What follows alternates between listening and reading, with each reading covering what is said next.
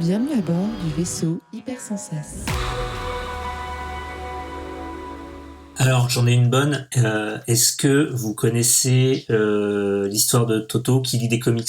Non. Non. Elle est sans issue. Oh, pas mal. Non.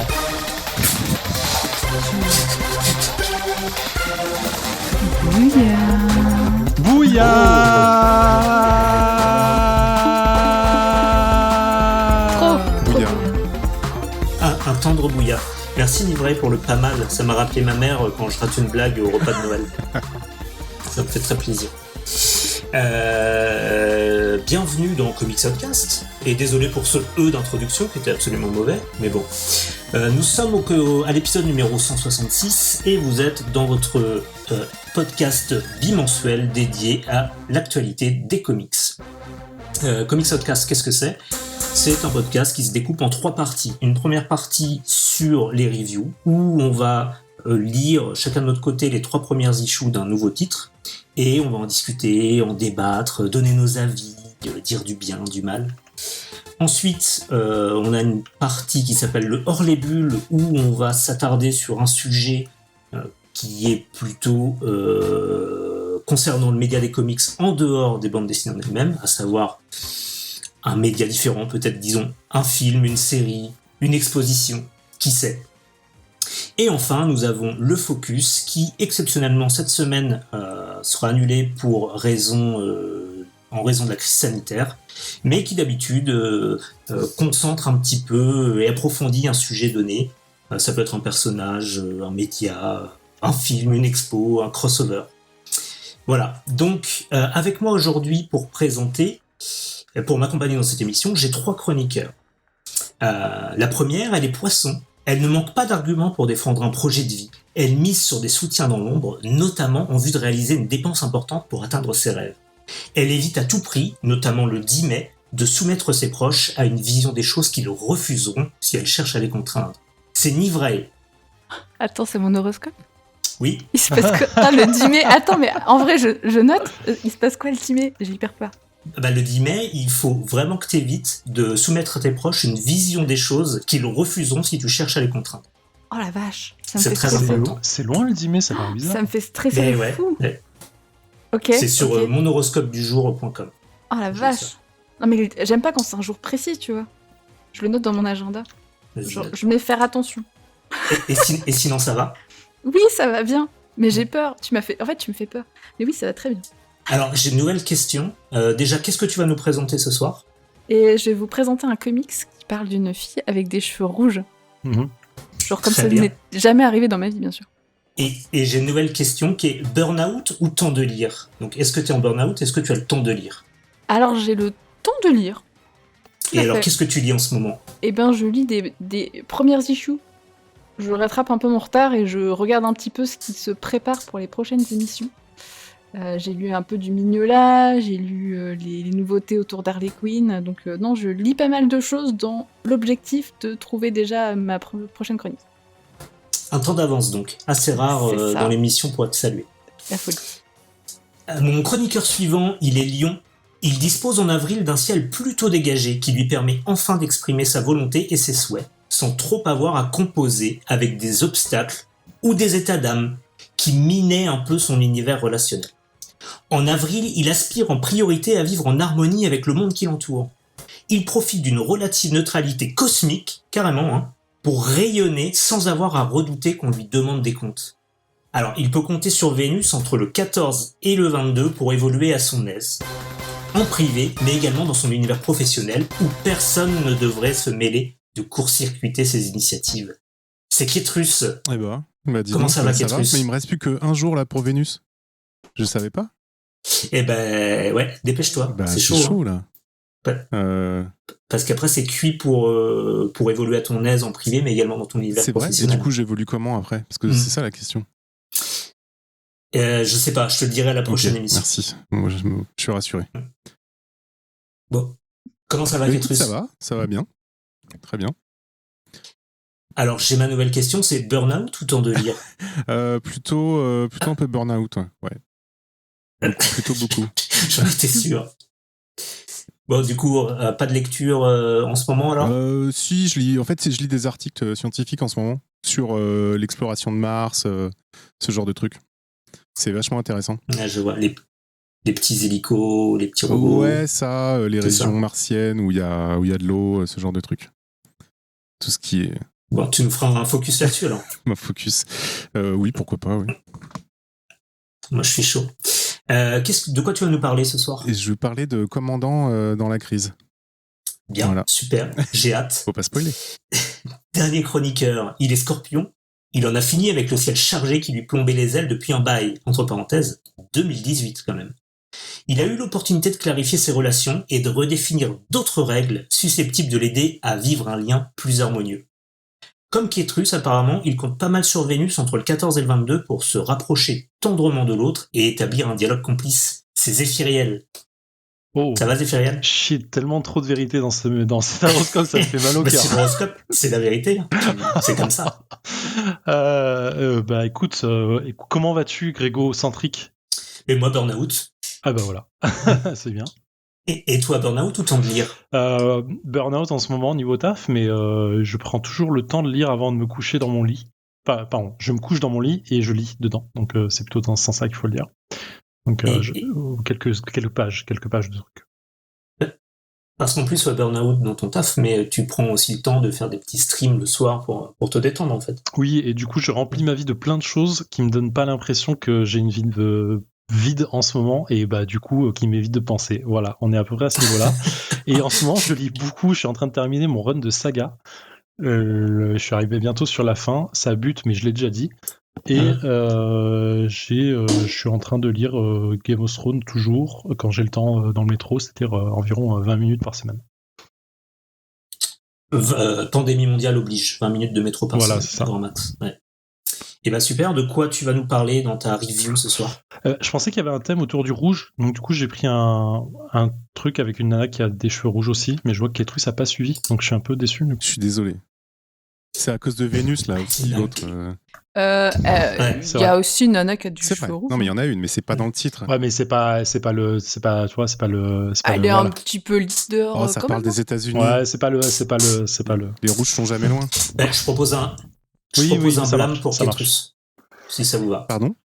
Un blâme pour Kétrus. Je propose un blâme Oh bah pour toi qui n'a pas suivi le thème. Non, Ah bah je suis pas ça, d'accord. Putain. Je finis mon petit tour de table. Kétrus aussi, oui, j'ai pas précisé, mais tu seras réalisateur ce soir. Ouais, et Merci. chroniqueurs, ouais. Réalisateur chroniqueur, seuls les plus grands se sont un petit peu C'est ça. frottés à Et cet t'as vu, ça a exercice. bien commencé, 46 minutes de retard. Comme quoi, il y a du chemin, Mais il y a du chemin. là, au tu niveau vois, du vers la podcast, grandeur. Au niveau du podcast en lui-même, ça ne se ressent pas du tout, Écoute, c'est fantastique. pour Merci. te rassurer.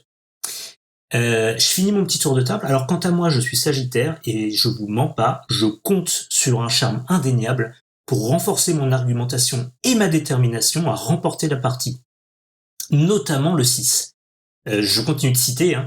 Ma verve contribue à marquer les esprits et à persuader que mes sentiments et engagements sont sérieux. Surtout le 10. Ah. Et un petit bémol quand même, en revanche, je ne court-circuite pas mes récents succès.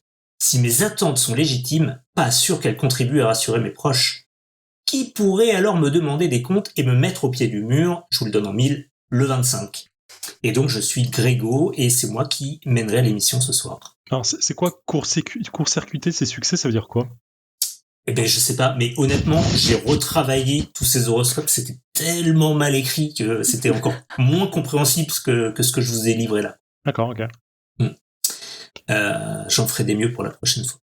Et ben si tout le monde est prêt, Comics Podcast 166, c'est parti.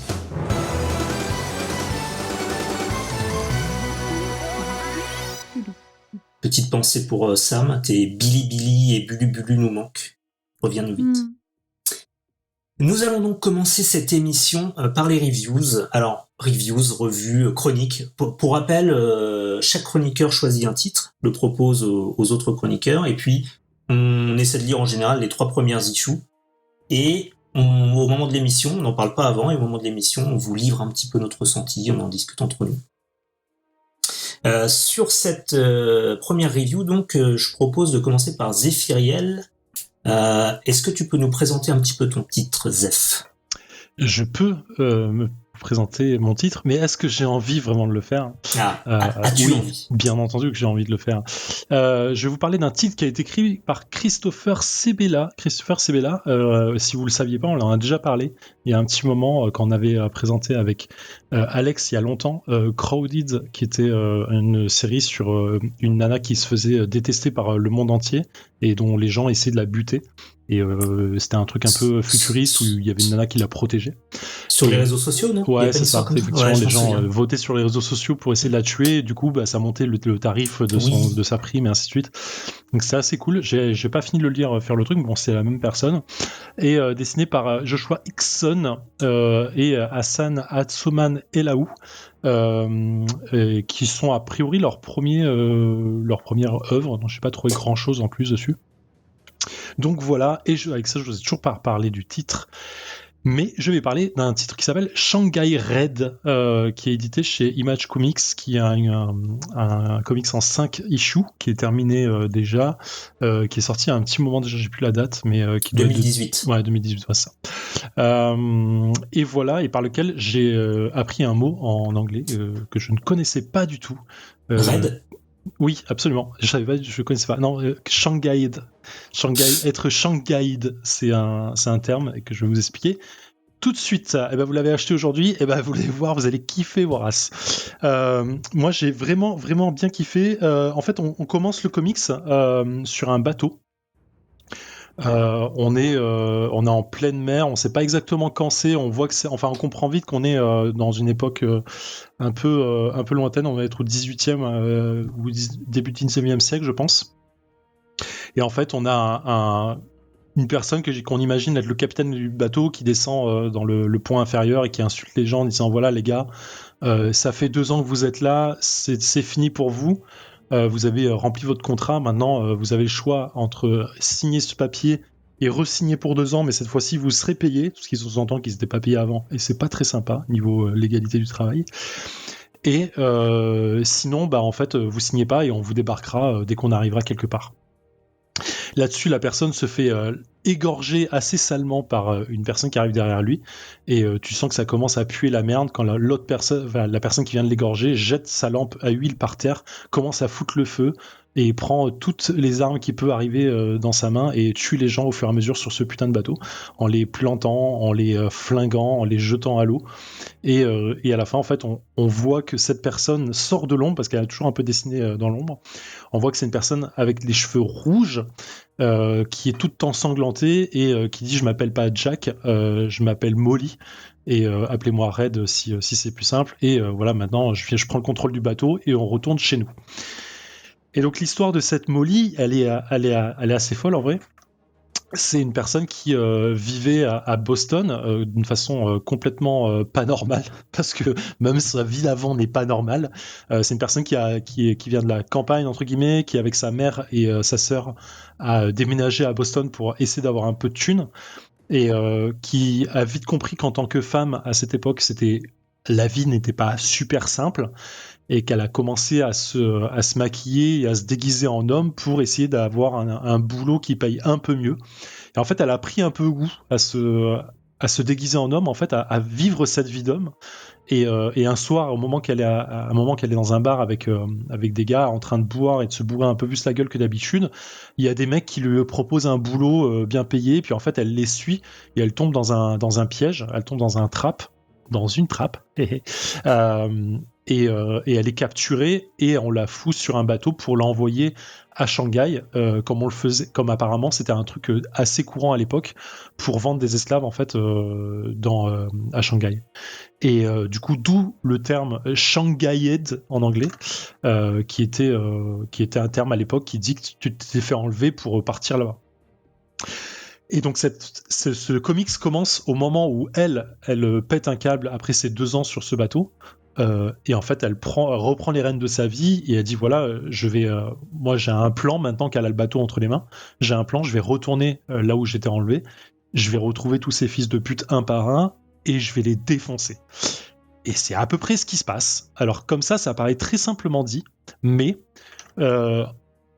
c'est pas qu'une histoire, enfin c'est une histoire de vengeance en 5 issues, hein. Vraiment là-dessus je peux pas vous mentir, c'est vraiment que de la vengeance parce qu'on va suivre cette femme qui va faire vraiment toute son enquête, entre guillemets son enquête parce que c'est pas vraiment une enquête, mais vraiment resuivre en fait son parcours du moment où elle a été enlevée, retrouver les hommes, retrouver les lieux, retrouver les sensations qu'elle a croisées, qu'elle a vécues avant d'être enlevée, et essayer de retrouver en fait déjà sa mère et sa sœur du moment où elle est partie, enfin où elle était enlevée, et essayer de retrouver en fait un à un tous ces hommes et retrouver l'organisation qui est un peu derrière et ainsi de suite.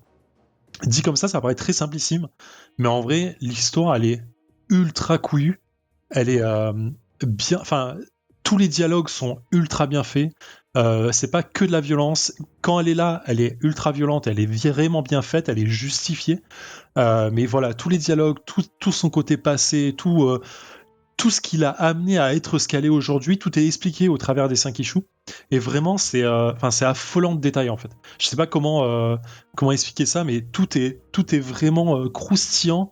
C'est dur. Il y a des moments qui sont vraiment horribles. À aucun moment on parle, je pense correctement de ce que c'est même. Enfin, je dirais qu'on n'amène pas assez ce que peut être cette vie-là en fait qui a dû exister en termes d'enlèvement sur genre de dans cette vie. Tout ce que être une femme à cette époque pouvait être difficile à vivre, toute la violence qu'il pouvait avoir, toute la manigance, toutes les crasseries qu'il pouvait avoir qui étaient politisées ou pas, qui étaient ok avec la loi ou achetées et ainsi de suite. Et vraiment, c'est fou en fait dans le niveau. Enfin, moi, je trouve dans le niveau de détail où ça va, c'est assez affolant.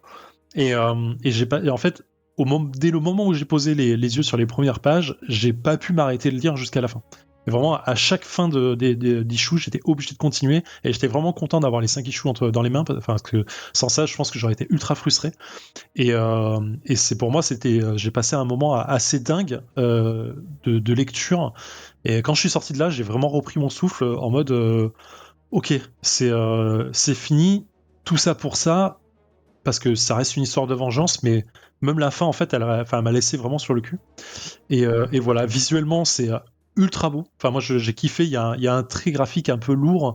Les couleurs sont absolument magnifiques. Pour moi, il y a des arrière-plans qui sont complètement dingues. Les visages sont à la fois assez détaillés et très fantomatiques dans certains cas. Je trouve ça complètement ouf. Ça travaille vachement sur les ombres et sur les contre-jours entre guillemets. Et vraiment, il y a plein de moments où j'étais vraiment touché en fait par tout ce qu'on voit et tout ce qu'on apprend en fait sur la vie de Red. Et voilà. Je sais pas ce que vous en avez, ce que mes petits, mes petits, ils sont plus petits maintenant, mes adultes camarades en ont pensé. Mais voilà. Eh ben, je sais pas, moi, Nivrae, par exemple, qu'est-ce que tu en as pensé? Ouais, alors effectivement, comme l'a dit Zef, j'ai pas pu m'arrêter. Donc j'ai aussi été jusqu'au bout. J'ai bravé les 3 et j'ai été jusqu'au 5. Parce que une fois que tu démarres, tu veux savoir où ça se finit, surtout quand tu es conscient qu'il y a une fin. Donc ouais, j'ai lu les 5. Donc ouais, niveau de l'histoire, j'étais satisfaite, mais complètement. Tu parlais de la partie de vengeance, mais j'ai trouvé qu'à partir une fois que tu as passé la 3e issue, c'est un peu moins la vengeance qui est là. On parle beaucoup plus de l'époque, des femmes, comme tu disais, de la corruption. Enfin, il y a beaucoup plus de sujets qui s'ouvrent entre les 3 premières et les 2 dernières. Mais c'est vraiment passionnant là-dessus. Par contre, moi, le dessin, j'ai un peu moins accroché. Sur les 2 premières issues, j'avais du mal à reconnaître le personnage, à le distinguer. En particulier, en fait, quand Red est déguisé en Jack, donc en homme. En fait, il n'y a pas ses cheveux rouges, et dans la foule, dans certaines scènes, j'étais pas toujours sûre que ça soit elle. Ça m'a pas mal déroutée pour ça, mais ça reste léger, quoi. J'ai eu quelques doutes là-dessus, ce qui fait que, effectivement, moi, le dessin m'a vraiment moins accroché. Il y a aussi un truc, c'est que tout presque se passe la nuit, une espèce d'obscurité avec un ciel rouge, un ciel bleu-vert. Enfin, c'est très très sombre. Et du coup, je sais pas, je trouve que ça manquait parfois un peu de détails. Le trait était un peu gros, un peu, je sais pas, peut-être trop sombre en tout cas pour moi. Mais ça m'a pas gêné en tout cas dans la lecture et dans la compréhension sur les 5 issues. Donc voilà, ça reste un détail si comment on est un peu du mal avec ce type de dessin. Bon, c'est un peu compliqué au début, mais on s'y fait bien. Et surtout, ouais, non, c'est vrai que ce truc de de Shanghai, je sais pas trop comment on pourrait le dire en français, mais Shanghai, c'est un peu une histoire que je connaissais pas du tout. On comprend vite le principe et c'est vraiment très passionnant en fait comme sujet. Et j'ai été même chercher à la fin sur Wikipédia parce qu'en fait dans le comics il parle de plusieurs personnages qui m'avaient l'air d'être, je sais pas, de noms bien trouvés. C'est comme si c'était des gens qui existaient réellement. Et en fait, en cherchant sur Wikipédia, effectivement, il y a certains personnages cités qui ont vraiment existé et vraiment fait ces... Oh merde. Ouais. Et ont vraiment fait ça, entre autres le Bunko Kelly, qu'elle cite plusieurs fois, a vraiment existé. Donc ouais, non, c'est aussi intéressant parce que du coup, je suppose qu'il y a une recherche historique là-dessus et qu'une partie des choses qu'ils montrent a vraiment existé, quoi. Même si je suppose que tout est une fiction autour, mais au moins sur le sujet là-dessus, ils ont l'air de s'être pas mal renseignés. Ouais. Certaines bases historiques. Je me prends juste sur. J'ai dit Boston, c'est Portland, et en fait je confonds parce qu'il y a un mec qui s'appelle Boston dans l'histoire, donc j'ai confondu ça. Mais voilà. Après sur le dessin, je comprends qu'on n'accroche pas nécessairement parce que ça a quand même un design assez particulier. Moi j'ai eu un peu de mal sur les histoires, la partie passée et la partie présente. J'avais du mal à me situer. Et en fait la partie passée, elle a un espèce de filtre un peu fados sur les couleurs. Un peu passé. Et ouais, voilà, un peu passé. Et en fait au début, j'ai eu du mal à comprendre que c'était ça c'est le passé, ça c'est le présent. Mais une fois que tu t'y fais, c'était parti. Et effectivement, le seul truc que je regrette aussi, c'est qu'il n'y a pas de date du tout. Ou alors j'ai vraiment loupé, mais il y a 0 date et du coup c'est un peu, je trouve toujours un peu tricky quand j'arrive pas à situer l'époque correctement en fait, naturellement. Si je dois aller chercher sur Wikipédia, un truc comme ça me gêne un tout petit peu. Mais c'est vraiment du détail. Pour ce que disait Nivrae sur les visages qui se ressemblent, on n'a pas une jurisprudence pour ça, on n'a pas un effet ou un nom parce que on en parle quasiment à chaque émission. Bah ça dépend. Moi je suis d'accord sur ce que dit Nivrae là-dessus. Je trouve que c'est, je l'ai vu en fait dans le côté quand elle est déguisée, le fait qu'on la reconnaisse pas, pour moi ça marchait bien en fait aussi parce que elle est déguisée en fait et du coup je trouve que ça marche dans l'histoire. Mais effectivement ouais, je vois l'idée, mais je sais pas. Moi après en fait c'est vraiment au début, je sais pas si tu es d'accord avec moi, c'est Nivrae, mais je pense à la fin de la deuxième issue en fait t'as plus de problème à savoir quand elle est elle et quand elle est truc et tu reconnais très bien. C'est vraiment sur la première où c'est un peu plus complexe. Ouais. Ok, merci. Jonathan propose Same Face Syndrome sur le Discord. Je l'accepte. Ketrus, qu'as-tu pensé de Shanghai Red de ton côté ? C'est fou. C'est trop bien. Ouais, c'est génial. C'est fou. La narration, elle est incroyable. L'histoire, elle est prenante. Non, c'est une super histoire. Je suis d'accord avec tout ce qu'a dit Zéphiriel et Nivrae. Et ouais, c'est incroyable quoi. Moi j'ai envie de voir un film en fait de ça. Ça me fait penser à des films que tu peux voir un peu sur des films de cow-boy, mais souvent avec des mecs. Et là en fait ça change un peu. Il y a l'aspect marin aussi, tout ça qui est très urbain, qui change un peu de ça, mais sur la narration et sur ce qui se passe, c'est une histoire de vengeance quoi.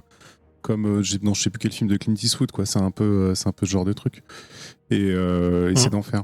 Quant à l'époque, je pense qu'on est plutôt fin 19e, enfin entre milieu et fin 19e par contre. Et je pense que, tu vois, pour des lecteurs américains, je pense qu'il s'est dit, tu vois, les mecs reconnaissent. Et il s'est pas pris la tête à mettre une date. Peut-être que c'est voulu aussi, qu'il voulait pas se prendre la tête là-dessus. Et sur les dessins, je trouve que j'ai re-regardé un peu, il y a une vraie différence en fait entre la première issue et le reste. Où les ombres sont vachement mieux maîtrisées, les personnages aussi, tout ça. Et voilà, même sans être complètement emballé, je trouve que ça fait bien le taf, ça raconte bien, ça aide bien à la narration. Donc il y a 0 problème là-dessus quoi. Mais ouais, je suis totalement hypé, j'ai pas encore lu la 4 et le 5, mais ça ne saurait tarder. Et c'est vraiment trop bien. Alors je recommande grandement. Ouais, donc, juste pour rebondir une dernière fois, Vas-y. Non, j'allais dire deux choses. Effectivement, la narration, elle est folle parce que je trouve ça très bien fait en fait. Vraiment, le mec, tu sens qu'il maîtrise vraiment tout son récit du début à la fin.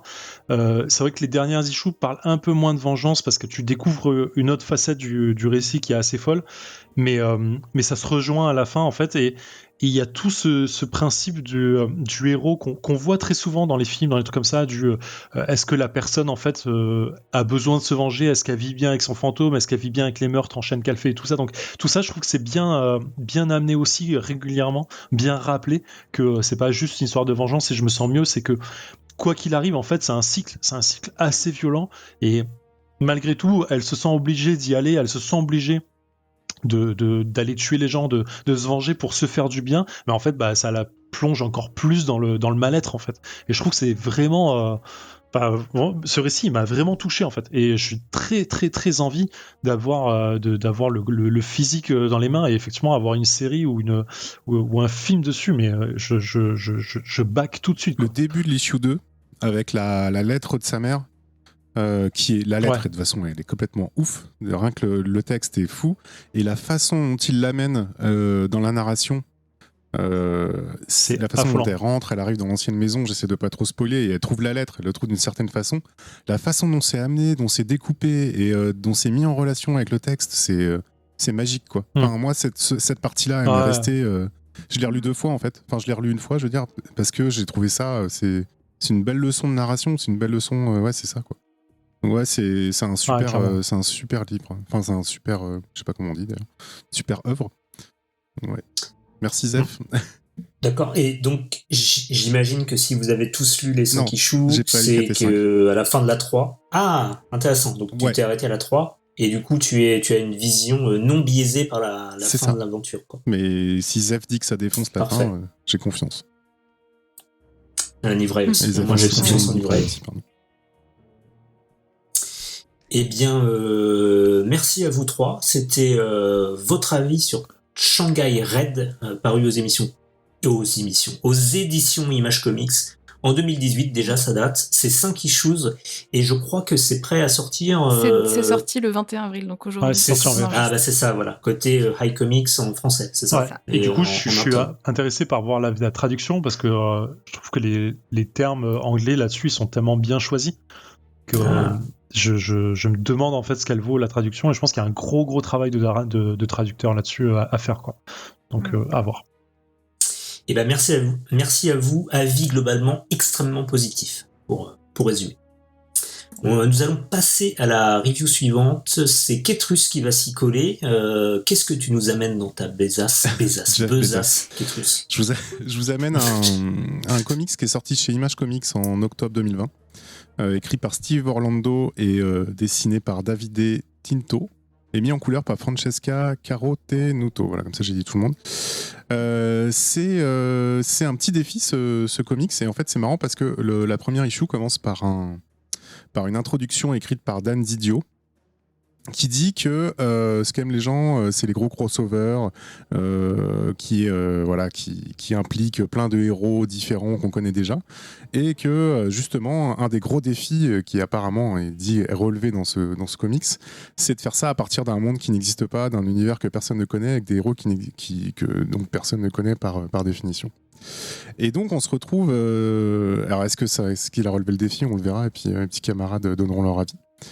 Donc on se retrouve dans une Amérique plus ou moins contemporaine, en tout cas j'ai pas la date non plus, mais ça ressemble peut-être un peu proche futur, avec des héros qui se retrouvent avec un meurtre sur le dos, avec 2 trous dans la nuque qui ressemblent à un trou de vampire, mais en fait les vampires ne semblent pas exister dans cet univers, donc ça paraît déjà assez énigmatique.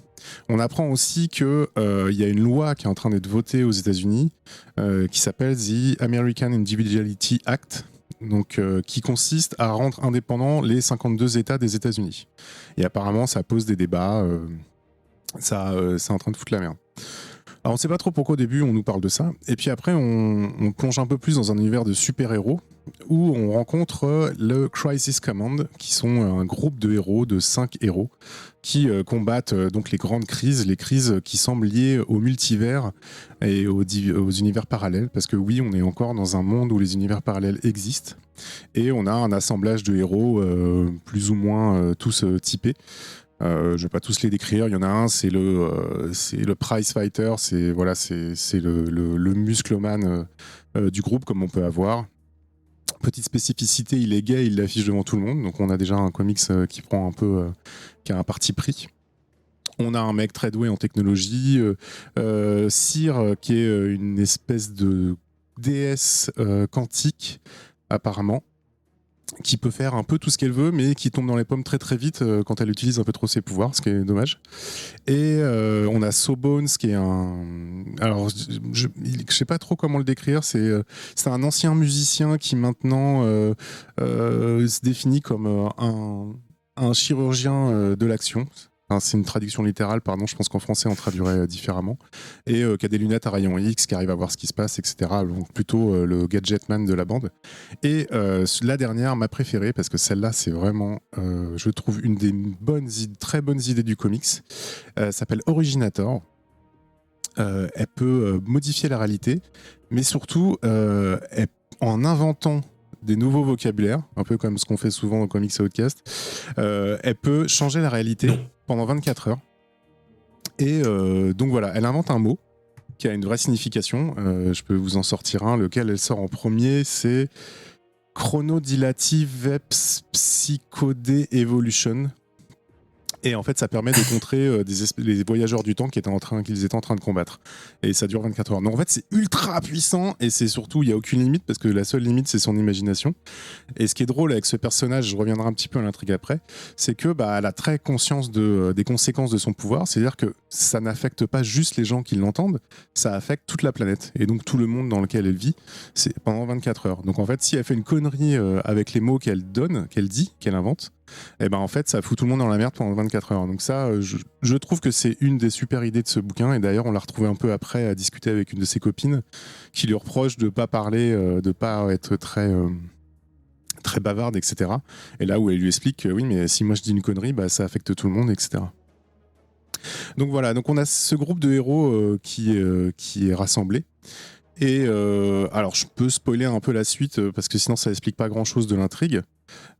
C'est que ces héros ont été donc réunis par une super héroïne qui s'appelle Frontier, qui est rousse. Voilà, on a le rouge, on est dans le thème. Et nickel. En fait, je te retire ton blâme. Et comment elle les a réunis? Et en fait, ils ont tous une particularité. C'est les autres personnages autres qu'elle, elle aussi, pardon. Ils ont tous été présidents des États-Unis, ce qui est assez, ce qui est cocasse, on va dire. Elle sur cette terre-là, c'était l'ancienne présidente, et les autres sur des terres, donc de mondes parallèles, qui ont été détruits. Pourquoi ces terres-là ont été détruites?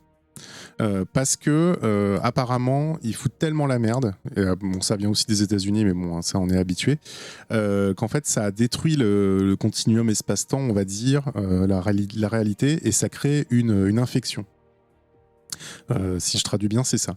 Et en fait, l'infection arrive et on a des espèces de lumière et de tempêtes violettes, alors, ils le décrivent même comme ça en fait dans le comics, qui viennent détruire la réalité. Donc en fait, elle a réussi à les sortir de cette réalité à travers donc une brèche. Je ne suis pas encore arrivé sur l'explication de ça, sur une brèche en fait de réalité. Et ils ont acquis leur pouvoir à ce moment-là, et en fait elle les a réunis, et en fait ils sont en train, elle leur explique que d'accord, ils n'ont pas réussi à sauver leur monde, et donc tous les gens qu'ils connaissaient sont morts, etc., le monde n'existe plus, mais ils peuvent encore aider à sauver ce monde-là, et donc ils sont chargés d'enquêter là-dessus, et notamment sur le mort du début, qui apparemment a été tué, et en le tuant, les personnes qui l'ont tué ont enlevé l'empathie. Mais ont enlevé l'empathie. C'est-à-dire qu'ils ont tué le concept. Ils ont tué le concept d'empathie dans le monde. Et donc, évidemment, ça a des conséquences. Ça a des conséquences sur l'équipe, sur le monde, etc. Voilà, je ne vais pas en dire plus. De ce que j'en ai pensé, c'est... Alors, je vais être indulgent, en fait, avec ce comics, parce que je trouve que c'est un peu confus. C'est un peu compliqué, je trouve, à aborder. C'est un peu maladroit parfois, et puis voilà, tout n'est pas ouf. Par contre, il y a vraiment des super idées, comme je vous l'ai cité tout à l'heure, avec son pouvoir d'inventer les mots et de faire ce genre de choses. Je me suis laissé entraîner sur les 3 premières issues. J'ai pas encore lu le reste sur la trame, parce que ça avance quand même. On a envie de savoir ce qui va se passer. Quel est l'impact politique de l'acte qui est en train d'être fait, etc. Est-ce que ça va provoquer encore une infection dans cette réalité-là, etc. Voilà, c'est un nouveau monde. C'est intéressant. Je trouve ça cool d'essayer de sortir un peu des sentiers battus, et je trouve ça intéressant d'avoir un défi de vouloir créer un monde, un nouveau monde de super-héros comme ça. Je pense que ça s'inspire pas mal de choses comme on a pu voir dans The Authority ou ce genre de comics un peu. Donc voilà, moi j'ai hâte de voir un peu où est-ce que ça va, s'ils arrivent à trouver un rythme de croisière un peu plus soutenu et un peu mieux tenu. Mais en tout cas, voilà, il y a plein de petites idées qui m'ont bien hypé. Je trouve qu'il y a une recherche un peu d'originalité et c'est plutôt bien réussi sur certains aspects. Au niveau du dessin, bah, c'est très propre. C'est assez propre, c'est assez joli, c'est assez homogène dans les personnages. On arrive bien à les distinguer, ils sont bien caractérisés, on sait qui ils sont à chaque page. Donc ça, c'est quand même quelque chose d'appréciable. Et voilà, la mise en couleur est tout à fait correcte. Les scènes de baston sont quand même bien réalisées et bien foutues. Voilà, je ne sais pas ce qu'on en pensait, mais petits camarades. Merci Catrus. C'est en 12 issues, hein, c'est ça? Si je dis pas de bêtises. C'est Non, pas un c'est en ongoing. 12 issues. Zef, qu'en as-tu pensé? Ouais, j'avoue que j'ai pas été emballé à la base quand j'ai commencé à lire le titre.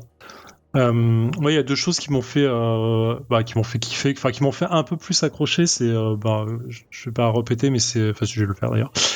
C'est effectivement Originator qui que je trouve est vraiment l'un des pouvoirs les plus ouf qui a été inventé sur les dernières années en termes de comics type super-héros, parce que je m'y attendais pas du tout et l'idée est vraiment excellente. Bien que le reste des idées sur Prize Fighter, en fait, j'aime bien cette idée du mec qui est aussi fort qu'on pense qu'il l'est. Donc c'est assez fun comme truc, mais c'est bizarrement expliqué. Du coup, il y a un truc qui me gêne dans l'utilisation du pouvoir, mais c'est perso. Et en fait, le fait que ce soit eux-mêmes des personnes d'une autre réalité qui sont qui sont les présidents de chaque fois du monde différent. Et je trouve ça assez ouf en fait comme l'idée est cool à la fois et je comprends du coup le texte de base de l'auteur qui dit les gens aiment les méga events, bah moi je vous en offre un cash pour voir ce que ça donne quoi. Et en fait ça m'a fait accrocher en fait au titre dans l'idée, même si l'intrigue elle est pas cousue de fil blanc, mais elle est assez classique finalement sur ce qui se passe et sur les rebondissements. Mais ouais, ça m'a accroché. J'ai pas encore fini la totale. En fait, je me suis arrêté au 3 pour le coup. Mais j'ai bien aimé ce petite surprise. En fait, c'est pas le truc qui me fait envie dans le sens, je suis pas pressé de lire la suite. Mais l'idée est assez cool. Visuellement, je suis partagé en fait entre c'est beau parce que c'est très lisible en vrai. T'as aucun doute sur les personnages, t'as aucun doute sur la pose, t'as aucun doute sur l'action qui est faite. Il y a même des splash pages qui sont assez cool. Je pense notamment à l'issue 2 au début. T'as un côté très penché. Les cases sont penchées en mode dérouler un peu la Star Wars quand il y a un truc qui arrive. Donc t'as vraiment une mise en page qui est pensée dans tout le comics et qui est assez cool. Mais au-delà de ça visuellement ça casse pas des briques non plus. Il y a un truc qui fait que dire ok c'est assez classique et ça me fait en fait la colorisation elle est très dessin animé, donc elle ressort vachement en fait. On voit que c'est du numérique et là-dessus il y a un tout petit truc visuel qui me dérange. C'est très tranché en fait, je sais pas comment expliquer ça. J'ai l'impression du coup que les personnages ressortent vachement visuellement par rapport au fond qui est du coup très générique à chaque fois. Quand les personnages doivent être mis en avant, et en fait du coup quand il y a des paysages où on montre l'environnement, uniquement l'environnement, bah là du coup il ressort plus, je sais pas comment expliquer ça en fait. Quand il y a des cases avec des personnages, l'environnement est très neutre, bien que chargé et bien que visuellement bien fait, mais très neutre, il ressort pas du tout. Et du coup, quand on voit que lui, bah du coup, il ressort comme si on avait trop exposé la photo pendant un temps en fait. Et ça me choque un tout petit peu à l'œil, mais c'est vraiment du détail encore une fois. Et voilà. J'ai passé un bon moment en vrai sur le truc. Je continuerai à lire tant que je pense à le faire, mais à un moment, je l'oublierai quoi, clairement. Merci Zef. Et toi Nivrae alors? Je suis un petit peu d'accord avec cet avis général. Alors je trouve qu'il y a des très très bonnes idées autour de perso, des trucs qu'on a rarement vus. Le concept de pouvoir dire un mot qui a un impact pendant 24 heures sur le monde entier, c'est hyper cool. Le fait d'avoir rassemblé tous ces personnages de réalité, enfin de versions différentes de la Terre aussi, c'est plutôt hyper intelligent. Il y a pas mal de choses bien. Après, pour l'instant, j'ai pas accroché à un personnage ni au groupe. Je suis plus dans le côté exploration. J'ai continué à lire, je crois que j'ai lu la 4e. Et je pense que je continuerai pour l'instant parce que il se passe toujours des choses qu'on n'a pas toujours vues. Ils sont pas des choses repompées d'autres comics. Donc c'est sur ça que c'est très intéressant. Après, c'est pas un coup de cœur, j'ai pas d'attache au personnage, quoi. Ça, c'est vraiment un truc qui m'a surpris. Il y en a pas un où je me suis dit, oh, il a l'air trop cool, je vais le suivre. C'est Ni Originator. Bah ouais. En fait, je trouve ça intéressant, surtout Originator plutôt. Hein. Je la trouve très intéressante, mais je sais pas, il manque un truc en fait qui fait que je m'accrocherai. Donc je vais continuer à lui laisser sa chance parce que je pense qu'ils ont pas mal de choses sous le coude et d'envie de raconter des choses en tout cas. Ils sont partis sur 12 issues, donc je pense que c'est vraiment parce qu'il y a des choses à dire. Donc ouais, je vais lui laisser sa chance, mais il manque ce côté un peu genre coup de cœur, accroche immédiate. Après, c'est compliqué aussi, je pense, hein, quand tu lances un nouvel univers comme ça avec des personnages tout nouveaux. C'est forcément complexe d'accrocher les gens. Mais en tout cas, ouais, comme vous disiez, ils ont fait un bon taf, tu les identifies tout de suite, tu retiens même très vite qui ils sont et quelles sont leurs capacités, sans que tu aies eu à te fader des origin story de 15 pages, quoi. Donc ça, là-dessus, ils ont fait un bon taf. Après, il manque effectivement le côté où faut accrocher aux gens, et ça, je l'ai pas encore eu après. C'est vrai qu'ils distillent, pas les origin story, mais en tout cas les personnages au fur et à mesure du récit. Je trouve que c'est plutôt bien fait parce que c'est dans la continuité du récit, donc des fois tu as une page sur un personnage, voire 2 maximum, et en fait tu apprends sur lui et ça continue, et ça c'est quand même bien foutu, quoi. Ouais. Je suis assez d'accord. Et pour le coup, rien à voir, mais je remercie quand même la lecture de ce comic parce que j'ai vu dans les interpages que Mirka Andolfo allait sortir une nouvelle série qui s'appelle Merci. Et du coup, ça m'a donné très envie, donc je l'ai noté dans un coin. Mais elle est dispo chez Glénat en VF. Elle est déjà dispo. Mais oui, parce que les oui, 2020. Premiers, bah ouais, les premiers sont sortis en 2020. Mais oui. Ah là là. Eh bien, merci les chroniqueurs, c'était très intéressant. Nous parlions donc alors j'essaie de le dire correctement, Lulu, si tu m'écoutes, pardonne-moi. Nous parlions donc de Commanders in Crisis. C'est sorti chez Image Comics à partir d'octobre 2020, il y a 12 issues de prévus et il y en a déjà 7 de disponibles. Nous allons passer donc à la dernière review. Cette fois-ci, c'est Nivrae qui s'y colle. De quoi vas-tu nous parler ce soir ? Eh ben écoutez, apparemment, on n'a pas encore assez parlé de Matt Kindt, donc du coup j'y retourne, puisqu'il nous sort un nouveau bébé tout neuf chez Dark Horse qui s'appelle Crimson Flower, donc fleur cramoisie, pour les gens comme moi qui ont une expertise géniale en traduction. Matt Kindt, on le connaît pour des trucs bien chelous. Mind MGMT dont on a parlé il y a pas longtemps, Fear Case dont on a parlé dans l'épisode précédent, oui. On a parlé aussi de Ether, de Folklords, on parle très souvent de lui. C'est d'ailleurs lui qui fait le comics avec Keanu Reeves. Je pense qu'on finira par en parler aussi puisque c'est des muscles du sang et que ça a l'air bien moisi et qu'en plus il y aura une adaptation. Avec lui il y a Matt Lisniewski au dessin. Et en coloriste, c'est Bill Crabtree qui travaille avec lui aussi sur Berserker et qui travaille aussi sur Invincible, dont on va sûrement parler tout à l'heure. Donc c'est un comics Crimson Flower en 4 issues, et la 4e est sortie aujourd'hui, donc je l'ai lu, qui donc clôture vraiment l'histoire. Il y aura sûrement pas de suite. Et c'est un comics très particulier. En même temps, quand on connaît l'auteur, je pense qu'on n'est pas surpris, puisqu'il a l'habitude de faire des choses autour des conspirations, des manipulations mentales, c'est un petit peu son kiff. Donc sans surprise, il reprend le même type de sujet. On se retrouve dans une Russie post-soviétique, Russie, avec une jeune femme rousse, on précise, les cheveux rouges, qui travaille en tant que représentante de vente pour une société pharmaceutique. Et ce qu'elle fait en parallèle de ça, c'est qu'elle essaye de trouver l'assassin de son père. Son père a été tué devant elle quand elle était petite. Ils étaient dans la bibliothèque, elle lisait un livre de contes slaves, et sous ses yeux, son père a été horriblement massacré. Et depuis, elle cherche à savoir ce qui s'est passé, qui l'a tué, et donc grâce à ses ses visites de vente de médoc, elle va essayer de choper des infos sur un potentiel assassin. Et elle va donc enquêter. Alors, de base, tu dirais, ok, bah c'est un truc un peu classique, normal, peut-être de vengeance, mais faut pas oublier qui est l'auteur.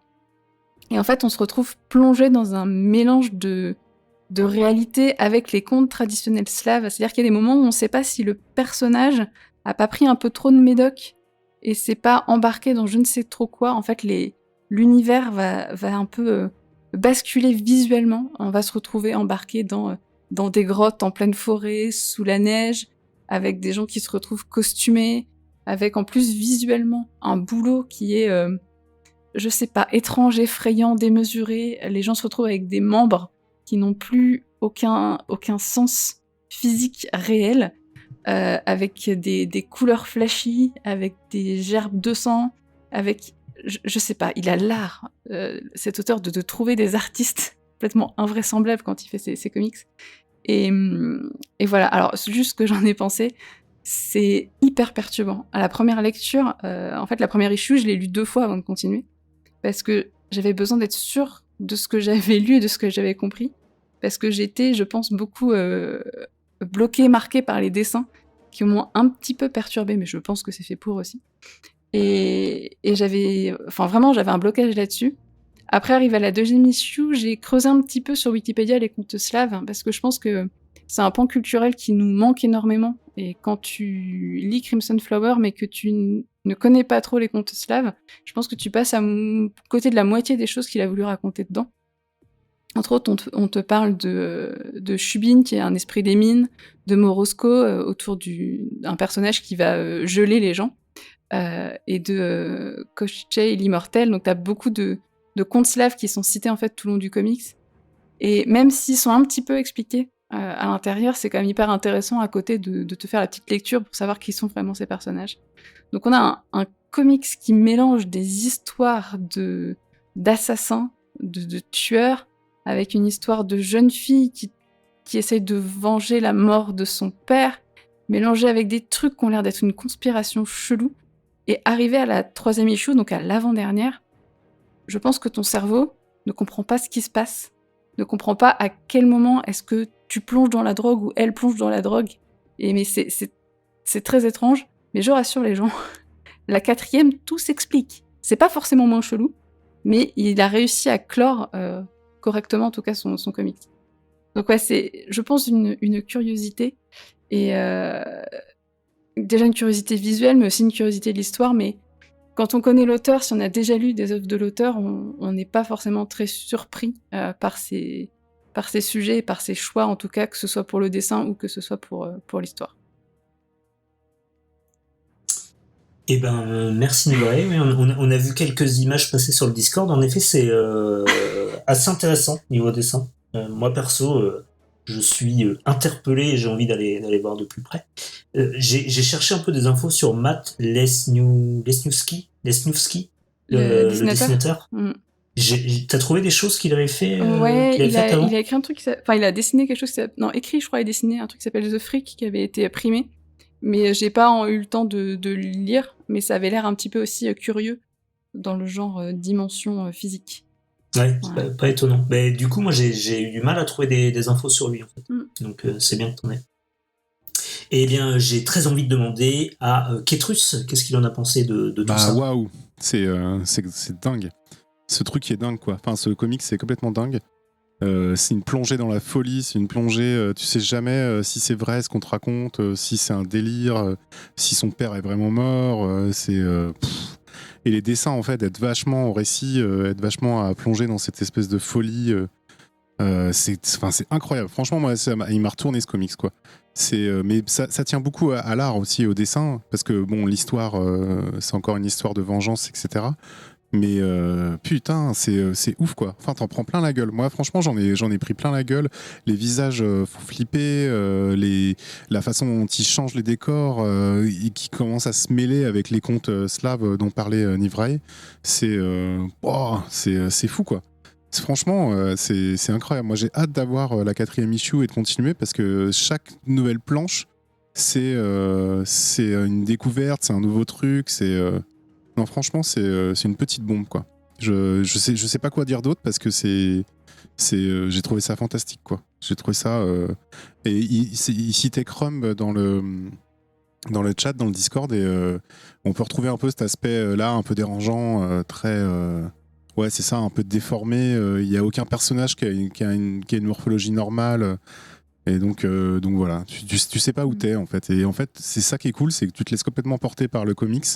Il t'emmène dans un univers, tu sais pas ce que c'est, tu sais pas où tu vas aller, tu sais pas comment va finir l'héroïne. C'est fou, quoi. Enfin, la 3e issue, hein, il y a des trucs dans la neige, c'est incroyable, quoi. Où il joue sur les couleurs, il joue sur les ombres, tout le temps sur ta perception, quoi. Donc c'est vraiment une œuvre graphique qui est unique.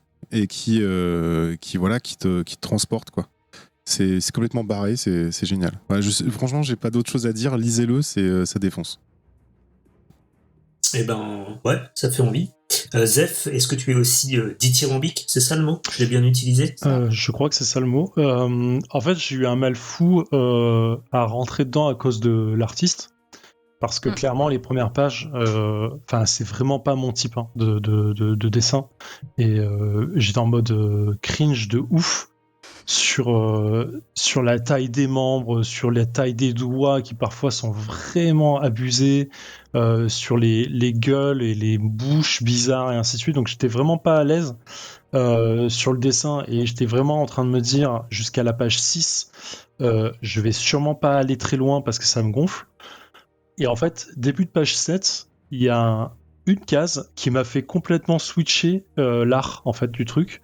C'est une case où l'héroïne est en train de monter un escalier pour aller voir un gars dans un appartement. Oui, ça m'a fait le même effet. Et en fait, cette case, quand je la regardais, je buguais dessus parce que je comprends qu'elle est en train de monter un étage, mais la case est positionnée de telle façon que l'escalier va vers le bas. Et du coup, elle donne l'impression de plonger en descendant, en fait, de plonger, de se casser la gueule, en fait. Dessous, mais en fait. elle monte. Ouais, et en fait, il y a tout ça qui d'un coup a pris un sens complètement dingue, et j'ai repris ma lecture depuis le début. Et en fait, je me suis dit, ok, en fait, le mec, il a juste tellement travaillé son dessin, tellement travaillé sa mise en case, tellement travaillé son graphisme et tout le reste, que je suis en train de passer à côté de quelque chose. Et en fait, j'ai repris dès le début. Et là, j'ai commencé vraiment à prendre mon temps, ce que je fais très rarement sur un comics, à regarder chaque case et à l'analyser pour me dire, ok, qu'est-ce que je suis en train de louper? Et c'est une merveille, ce truc. C'est une vraie merveille. Visuellement, c'est assez dingue. Et du coup, page 7, on a cet effet avec l'escalier. Page 8, on a le début du combat avec le mec. Ouais. Et en fait, là, mais ça prend une dimension, mais affolante. C'est affolant. Chaque détail est affolant. C'est criblé de petits détails dans tous les sens. Rien que sur la page où elle met un coup de pied dans la porte et le mec s'écroule, on peut passer, je pense, 10 minutes à regarder chaque truc et à se dire « Oh putain, le gars, il a dû se pignoler sur sa propre page, tellement elle est ouf, en fait. » Parce que vraiment... et si on n'accroche pas du tout à cet art, et si on comprend pas que le mec, il a voulu faire un effet qui est complètement dans le récit, je pense qu'on peut passer à côté d'une œuvre vraiment, vraiment très cool. Et je sais pas, en fait, du coup, chaque petit moment après de lecture a été vraiment assez intense. Parce que du coup, j'étais complètement dans le récit. Et voilà, en fait, les émotions passent ultra bien sur des visages complètement déformés, sur des membres qui perdent tout sens au fur et à mesure où la violence augmente, ou la personne, parce qu'elle se drogue énormément aussi. Donc, en fait, t'as l'impression que le récit nous amène dans sa vision au fur et à mesure où le récit se déroule, et plus il devient bizarre, plus sa vision autour d'elle devient bizarre aussi. Ses cheveux commencent à s'emmêler, commencent à prendre vie, on dirait Médusa. Ouais. Ses cheveux sont incroyables. Ouais, non, mais c'est ouf. Et t'as même des effets de case en case où les personnes regardent derrière eux pour regarder la case d'avant, en fait, parce qu'il y a un texte qui a été donné sur la case d'avant qui leur sert au récit dans la case d'après.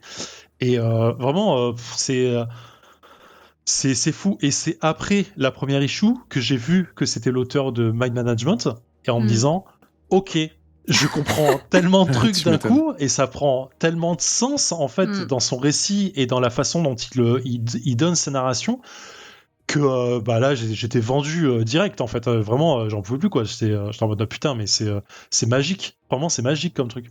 Et pourtant, c'est vraiment le type d'issue. Je pense que je suis dans un comic book shop demain. C'est vraiment sur le truc sur lequel je me plonge pas quoi. Je regarde la couve, je fais pas une grégo quoi. Je passe mon chemin et je passe à autre chose. Mais vraiment, je pense que je serais passé à côté de ce truc. Ça m'aurait fait mal quoi. Les couves sont magnifiques, hein, je trouve. C'est vraiment le design que j'aime pas en fait à la base. C'est vraiment le type de design qui fait un peu. Je vais redonner cette référence Raz Moquette parce qu'il y a ce côté bouche un peu déformée, tout ça qui me gêne. Mais voilà, là je sais pas, je suis sur une case, elle est en train de bouffer des médocs à poignée. Putain, mais les yeux ils sont dingues. En fait, le design des yeux donne l'impression que c'est des fermetures éclair qu'elle a ouvert en grand et du coup ne peuvent plus se fermer parce que la fermeture ne fonctionne plus. Ils ont l'iris est différent entre le gauche et le droit, complètement différent en termes de couleur, en termes de taille, en termes d'intensité. Enfin, c'est fou quoi. On lit son histoire à travers elle, à travers ses yeux, à travers son flot de paroles, de narration. Enfin, vraiment, c'est ouf et tout est dingue. Du coup, toute la dimension dont tu parlais de conte slave te prend vraiment dans la gueule en fait, et c'est vraiment ouais, j'ai passé un pur moment en fait, et du coup maintenant que la 4 est sortie, je vais tout me relire depuis le début, mais vraiment bien comme il faut, poser quoi, et voilà, ça a été mon avis. Ouais, non, mais c'est génial. C'est génial. Ouais, mais c'est clairement un comic, tu vois, que j'ai acheté à la cover, et quand je l'ai reçu, je l'ai ouvert, j'ai fait oh, c'est quoi ce truc, genre mais qu'est-ce que j'ai pris quoi, vraiment, parce que si t'es pas prêt, le dessin, il te saute à la gueule et tu fais, mais c'est des spaghettis de muscles, des spaghettis de cheveux, c'est un bordel ouf, quoi. Et après, une fois que tu es la première issue, tu fais, ok, d'accord, ok. Mais faut le lire, quoi. Faut juste pas le feuilleter. Vraiment, c'est beaucoup trop perturbant si tu fais juste que le feuilleter. Et le design de la page de crédit, elle est ouf aussi. Ça fait très page de compte, en fait. Ouais. Bah, c'est vraiment un conte, en fait. Il y a une variante cover par Margaret Sauvage aussi. Je l'ai pas vue, celle-là, mais ça m'intéresse. Ouais. Eh bien, ça y est, vous voulez en rajouter encore ? Non, c'est barge. Comme disait, je sais plus qui disait ça dans le chat du Discord, c'est ultra organique. Voilà, Regan qui disait ça, c'est ultra organique et pourtant c'est le dessin est pas crade. Du coup, il est juste bizarre, mais ça fonctionne bien. Les gerbes de sang sont on dirait des espèces de vermisseaux qui sortent, même la neige, il y a une issue dans la neige, putain, mais moi j'ai trouvé ça dingue, en fait, j'avais l'impression d'être submergé, en fait, par elle, enfin, c'est ouf. Bon, et ben pour résumer, petite bombe visuelle, apparemment à ne pas rater. Exactement. Ok. Ouais, clairement. C'était donc Crimson Flower, Lulu si tu m'entends, c'est sorti chez Dark Horse Comics en janvier 2021 et c'est en tout et pour tout 4 issues. Exactement. Voilà, donc un petit ovni, j'ai envie de dire, un objet visuel non identifié. Juste avant, on avait parlé de Commanders in Crisis, c'était Ketrus qui nous en parlait, ça parlait d'un crossover, une nouvelle série qui nous lance direct sur un crossover, avec du coup un pitch assez original, de très bonnes idées, mais quelques petits clichés et peut-être des dessins qui auraient pu être améliorables. Qui auraient pu avoir une âme. Bien, on est d'accord ? C'est méchant. Un petit peu d'âme. Et en tout premier, on avait parlé de Shanghai Red. Alors là, j'ai arrêté d'essayer de bien le prononcer. Et là, surtout, toute l'équipe salue la narration qui semble être un petit bijou, une histoire hyper bien racontée avec beaucoup d'émotion et beaucoup d'intensité. Tu résumes très très bien. T'es fait en résumé. Je suis résumeur de mon métier, c'est ça. Sur LinkedIn, vous pouvez me suivre. Et je vous résumerai ma carrière. Avec plaisir. Dans mon résumé d'ailleurs. J'enchaîne. Les réseaux sociaux. Vous n'avez pas pu les manquer, ils font le buzz depuis quelques années désormais. Je veux bien sûr parler des réseaux sociaux. Nous n'avons pas échappé à la tendance puisque nous possédons nous aussi quelques comptes. Sur Facebook, avec le groupe Bouya Comics Club. Sur Instagram ou Twitter, @comicspodcast. Mais pas encore sur TikTok car nous sommes tous vieux. On révèle un petit peu les secrets, les coulisses. On est tous vieux. Donc n'hésitez surtout pas à nous suivre depuis le monde entier, par exemple depuis les Pyrénées-Orientales. Alors pourquoi les Pyrénées-Orientales ? Parce que c'est le département 66 et que depuis le 100e épisode, à chaque épisode on fait un département. Voilà, je révèle la recette parce que je crois que Zef l'a compris il y a 2 épisodes. J'avais Voilà. pas pigé. C'est Exactement. ouf. Oui. Trop bonne idée. Et ben Meilleure voilà. idée. Donc depuis les Pyrénées-Orientales, si vous ensignez à Ansignan, par exemple, si vous ne perdez pas le nord à Arboussol, si vous êtes fatigué à Baïtavi, si vous marchez à Bonpas, si vous êtes graveleux à Bourg-Madame, Oh. Ah ouais, si d'accord. comme moi non. vous aimez les mots en ouze à Fontpédrouze ou Fontrabiouze, si vous êtes sceptique à Fos, si vous pédalez à la Tour de France, si vous êtes myope à Matmal, si vous tournez en rond à Pi, Ouais, c'est pas mal. Ah oui. si vous êtes un escroc à Saint-Arnac, si vous aimez Claude Nouzaro à Toulouse, Je sais pas. si vous aimez la ville à Urbania, et enfin si vous êtes un homme de Totavel, eh bien n'hésitez pas à nous suivre sur les réseaux sociaux. Ouah, l'homme de Vous aussi. Total, carrément, quoi. Ouais, c'est Ouais, beau. t'as vu la C'est beau. culture scientifique, un Magnifique. petit peu, le bagage. Je veux vivre à Urbania, par contre. Je trouve ça stylé. Moi, Moi, je je vais vais dire à vivre avec Fos. Drago. Ah, tu rigoles. À la fosse commune. Oui. quoi. Ok, Bah, j'arrête. quand tu veux. Et d'ailleurs, c'est l'heure du focus. Est-ce que je peux avoir un Je crois jingle qu'on faisait le focus HLP. C'est le focus, j'ai un petit truc. Pas de focus à cause de la situation Je trompais de sanitaire. jingle, du coup. C'est l'heure du hors des bulles. Bah, Mais je non, mets- je mets mais le- non, je mets non. je mets le jingle focus, du coup, c'est pas grave. Oui, vas-y, c'est pas grave, on échange. Les nouveaux, ils C'est ça. comprendront rien et les anciens, ça va être arrivé. C'est l'heure des bulles. Tadadada. Or les bulles, alors vous n'avez pas pu les manquer, Amazon Prime est dans toutes les bouches. Cette semaine, qu'est-ce qui nous sort ? J'improvise, j'ai pas du tout écrit. Cette semaine, qu'est-ce qui nous sort Amazon Prime ? Non, pas cette semaine, ce mois-ci. Invincible. Est-ce que ça vous dit quelque chose ça Ouais, un peu. Ouais. Oh, un peu. Hmm. C'est pas écrit par un mec qui fait des trucs un peu connus aussi? Un auteur de comics ? C'est pas Ouais. c'est Matt Groening, non? C'est pas ça? Oui, c'est lui. Un Non, mec on qui aime parle bien bien- les gens morts. Oui, Oui. qui kiffe en général l'ultra-violence. Oh, Ouais. Un peu. Hein, À peine. on peut le dire. Enfin, il aime bien avoir C'est un son petit- truc. Il aime un bien petit les quart d'heure double pages avec ultra-violent. les gens qui ont le visage éclaté. De ton temps. Voilà, exactement. Donc Invincible qui est à la base une série. Bah, d'ailleurs, qui peut nous parler d'Invincible un petit peu ? Je vais pas faire votre boulot après tout. Qui veut se lancer? Personne se dévoue. Moi, je peux me lancer si vous voulez, mais vous Allez. êtes obligé de me rattraper Allez. à un moment, quoi. Vas-y. Invincible. Donc c'est un comics qui a été écrit par Robert Kirkman, donc comme on l'a dit, qui est co-créateur, écrivain, lettreur sur la série, qui est co-créé par Cory Walker, qui fait tout l'artistique dessus. Donc ça c'est sur le comics. Pour le coup, je l'ai à peine lu moi le comics. Il me semble que Z2E nous en avait parlé il y a longtemps. Et parce que quand j'ai vu la série, ça m'a parlé en fait de la scène où il jette les poubelles. C'est sorti, je crois, en 2005. Et voilà. Et en vrai, la série Amazon est sortie. Il y a 6 épisodes qui sont sortis actuellement. Chaque épisode fait entre 40 et 45 minutes et reprennent la grosse trame à 80% environ de la série du comics. Pardon. La série reprend le comics à 80%. Ils ont rajouté des trucs dedans qui sont, je trouve, assez intelligents.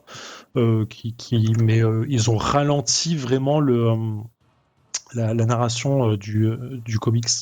Je trouve vachement. Donc Invincible, c'est l'histoire d'un gamin qui est le fils d'un.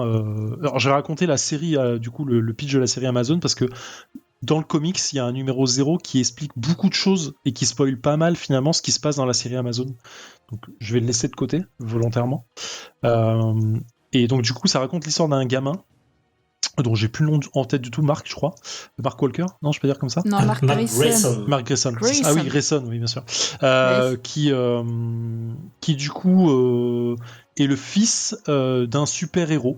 Qui est grosso modo Superman. C'est copier-coller sur Superman, dans le sens il vient son père vient d'une planète extraterrestre qui fait en sorte qu'il est pas Superman, il vole, il a une super force ultra surhumaine et il est quasi indestructible. Et Qui sont les Viltrumites, je crois. Viltrumites, C'est un nom de- C'est ça. de trucs imbouffables aux US, quoi. Et du coup, voilà, son père est comme ça. Et du coup, lui est frustré parce qu'il est jeune, il a 17-18 ans. Bien, il arrive sur ses 18 ans, il a toujours pas de super pouvoir. Et son père lui a dit, t'inquiète, ça viendra. Et ça vient toujours pas. Donc, il est un peu frustré. Il a sa vie de lycéen un peu merdique, assez classique. Il va bosser le soir après le lycée, après les cours pour se faire un peu le blé.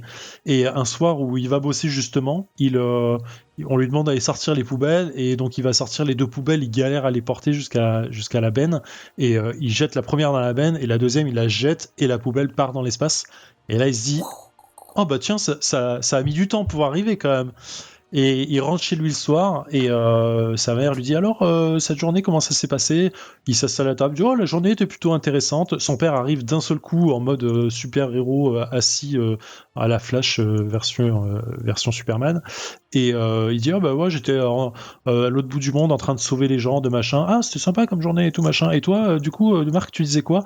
Oh bah moi j'ai eu mes pouvoirs aujourd'hui. Et la mère dit ah bah c'est cool qui voudra du dessert. Donc famille ultra logique, discussion ultra logique dans une famille super-héros. Et donc à partir de là, ça va être une forme de montée en puissance du super-héros avec toutes les phases classiques de découverte du pouvoir, les premières défaites, les premières rencontres super-héroïques et les super rencontres de vilains. Et lui, bien sûr, va avoir cette phase d'entraînement avec son père qui veut l'entraîner volontairement. Enfin, il veut être vraiment son mentor parce qu'il veut être sûr que ses pouvoirs se développent correctement et qu'il s'entraîne régulièrement. Ce qui est intéressant parce que du coup, on comprend que dans ce monde-là, ce qu'on voit peut-être moins dans Superman, en tout cas moi je le sais pas trop parce que j'ai pas lu Smallville et le reste, mais que en fait les pouvoirs s'entraînent et que c'est une forme de muscle à développer et pas juste le fait de vieillir qui développe tes pouvoirs. Et voilà. Et dans une autre scène, on voit en fait ce qui est la Justice League, grosso modo, sauver le président des États-Unis contre des super vilains. Donc on a plusieurs super-héros dont j'ai pas retenu le nom parce qu'ils vont crever bientôt dans mon récit. Le spoil. Et sur le premier épisode. Les gardiens du... les gardiens je sais pas quoi. Ouais, les gardiens du pouvoir du futur de mon cul, je sais pas quoi là. Tous les alter ego de. Voilà, il y a Flash, il y a Wonder Woman, il y a machin et tout. Et en fait, Woman, voilà. Et grosso modo, tu comprends que le père donc de Mark, qui est le Superman, en fait, il est pas aimé par ces gens-là. Alors tu comprends pas pourquoi au début, mais en fait tu vois qu'il les aide, mais en fait ils veulent pas de son aide vraiment, tout ça.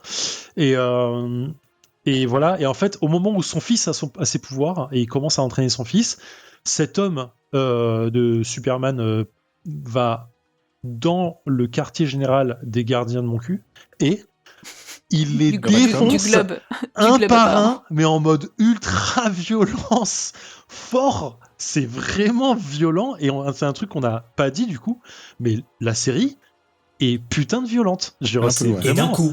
Pas beau. D'un coup, c'est pas beau. Ouais, je pense que les gens aiment dire un petit peu que c'est le The Boys animé, quoi. Bon, ouais, je trouve un peu moins violent parce qu'en fait c'est de la violence en animation, donc ça reste moins hardcore qu'un truc réel, mais effectivement il y a de la violence. Ben ouais, mais moi si je peux me permettre en tant que présentateur d'intervenir et de donner mon avis, bien sûr. Quelque part, cette scène-là est encore pire que The Boys parce que dans The Boys, à la limite, t'as une violence. À la limite, le coup de laser, il fait mal psychologiquement parce que t'as aucune chance de s'en sortir, mais t'as ton bonhomme qui est coupé en deux et on n'en parle plus. Là, t'as une espèce de souffrance du personnage qui est en train de crever.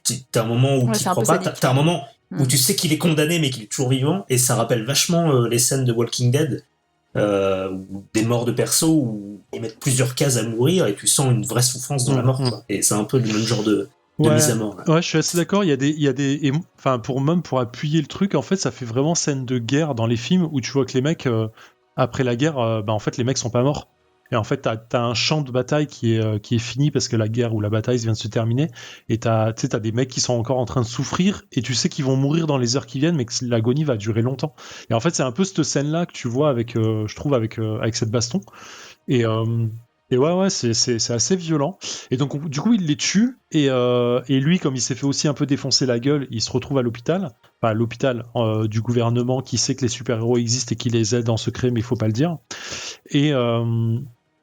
Et du coup, quand il se réveille, il dit quelqu'un nous a attaqués et je suis le seul vivant. Et tu comprends pas pourquoi il ment. Et voilà. Et ça commence comme ça. Ça, c'est le premier épisode qui est vachement mignon d'ailleurs sur toute la première partie. Et juste au final, tu te tapes la scène de violence et tu fais OK. La suite. Déjà, le début est un peu violent. Hein. Genre, les combats, tu sens qu'ils sont forts, mais effectivement, là, ça te met un cran direct, quoi. Si je peux toujours me permettre en tant que présentateur, je trouve que la scène du début, elle est très classique au contraire. Elle est pas violente. C'est limite à un moment avec le Batman là qui est sur le point de se faire écrouser. Batman surfeur d'argent. Mais quelque part, elle est très comics en fait. Contrairement à la fin où elle est beaucoup plus gore, je trouve. Clairement. J'ai terminé. Et donc du coup, là, la série Amazon fait 6 épisodes qui reprend grosso modo. Alors, je vais pas le dire, je sais pas. 6 ou 8. Du 6 au 8 C'est 8 épisodes, je crois. Hein. Pour moi, c'était 8 pas 6 aussi. C'est 8. C'est 6 sorties actuellement, mais 8. Oui, pardon. À jour, je suis à jour et c'est 6. Et voilà. Que dire à part que ça bute. C'est très proche des comics, ça on peut le dire aussi. C'est très proche des comics. Il y a juste certaines narrations type dans la série, il sort avec une nana au lycée et il lui dit pas que il est un super héros machin et tout. Donc il lui ment un peu sur la relation en mode je te fais pas encore super confiance parce qu'on est jeune. Et me semble-t-il que dans le comics cette relation n'existe pas. Ou en tout cas pas au même moment parce que j'ai pas fini je suis pas du tout loin dans la série, dans le comics et voilà, mais je trouve que du coup il y a un récit adulte qui est fort, il y a un bon copier-calquer de ce qui existe déjà dans le côté DC Comics sur le côté super-héros tout puissant qui du coup doivent trouver sa place dans leur monde en termes dans un monde humain, mais eux ne le sont plus vraiment. T'as un côté aussi manipulation du monde et des médias qui est assez balèze. Mais voilà, en fait, t'as vraiment le côté... si DC Comics, c'est le côté pile, tout joli, tout se passe bien dans l'idée du monde, et encore, je dis ça, c'est plus vraiment le cas aujourd'hui. Ça, c'est vraiment le côté phase du comment ça pourrait mal aller si ça arrivait vraiment, en fait. Et je trouve que c'est assez bien géré. Et alors, du coup, question qui me brûle les lèvres. T'as lu jusqu'à coup Oui, t'as lu jusqu'à coup, toi, à peu près, les comics. En fait, je voulais... c'est là où je fais très mal mon boulot de chroniqueur, c'est que je voulais lire au moins les 20 premiers issues pour essayer de comprendre un peu la série et arriver à en parler correctement. J'ai même pas lu les 4 premiers, j'ai vraiment pas eu le temps et je m'en excuse auprès de nos auditeurs. En plus de ça, ça me permet de faire des blagues genre les gardiens de mon cul, c'est pas très joli, donc je m'en excuse aussi. Et voilà, donc je ne connais vraiment que la série Amazon Final. Ça couvre à peu près les 3 premiers tomes qui sont sortis en français, donc 3 fois 6 issues. Ouais, donc voilà. C'est pour ça que je voulais lire au moins les 20 premiers. Mais ça couvre, mais il y a des choses qui se passent un peu avant, qui se passent pas en même... Enfin, la timeline n'est pas tout à fait la même, mais il y a des trucs que tu retrouves, beaucoup de personnages que tu retrouves, des moments complets que tu retrouves avec des dialogues et tout ça, mais c'est différent tout en étant assez similaire. C'est très étrange à comparer. Mais en fait, j'ai relu, du coup, les 2 premiers tomes après avoir vu les 4 premiers épisodes, et ça fait bizarre, en fait, parce que j'ai des choses là en tête, et en plus, comme c'est les mêmes dessins, en fait, c'est simplement les dessins du comics qui ont été animés, j'ai des scènes en tête où je suis même incapable de te dire si je les ai lues ou si je les ai vues dans la série. En fait, le fait que ça soit vraiment la même chose, je suis complètement mélangée. Et du coup, c'est très complexe à relire. Ce qui m'a semblé comprendre, c'est que notamment le twist du père méchant arrivait beaucoup plus tard dans la série en comics. Dans les comics, le père, il a l'air un peu chelou, mais il a l'air très bien en fait. Il est juste là pour former son fils. Les gardiens du globe en fait sont pas là tout de suite. C'est là où je me porte un peu en faux parce que dans le comics, t'as un numéro 0 où la première chose qu'on voit, c'est Marc jeune avec son costume super-héros chez sa copine. Et en fait, il dit à sa copine, mon père me ment depuis le début, c'est lui qui a tué les gardiens, et en fait, son evil plan, c'est ça en fait.